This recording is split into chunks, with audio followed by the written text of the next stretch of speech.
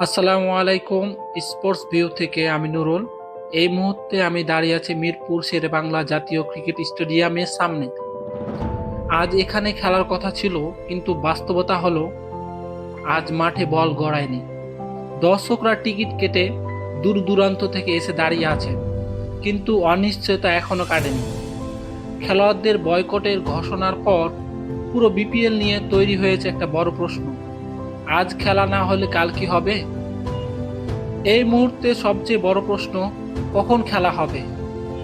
আজ আদৌ কি খেলা হবে তা কেউ নিশ্চিত করে বলতে পারতেছে না। কারণ বাস্তবতা হলো বিসিবি এখনো আনুষ্ঠানিকভাবে কোনো কিছুই জানায়নি।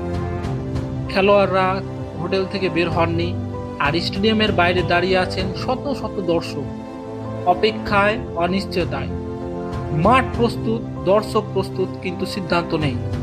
প্রশ্ন একটা, এই অপেক্ষার দায় কার? স্টেডিয়ামের বাইরে দাঁড়িয়ে থাকা এই মানুষগুলো শুধু দর্শক নন, এরা আশা নিয়ে এসেছে, সময় দিয়েছে, টাকা খরচ করেছে। খেলা না হলে সবচেয়ে বড় আঘাতটা আসলে পড়ে এই সমর্থকদের উপরেই। এই মুহূর্তে ক্রিকেট শুধু একটি খেলা নয়, একটি আবেগ, একটি স্বপ্ন। খেলোয়াড়দের দাবি গুরুত্বপূর্ণ, আবার দর্শকদের অনুভূতিও কিন্তু কম নয়। এই সংকটের সমাধান কে করবে, আর কত দ্রুত করবে, সেটা এখন সবচেয়ে বড় প্রশ্ন। মিরপুর থেকে সরাসরি স্পোর্টস ভিউ, নুরুল, কারণ আমরা মাঠের ভেতরে এবং বাইরের সত্যটা আপনাদের সামনে আনতে চাই।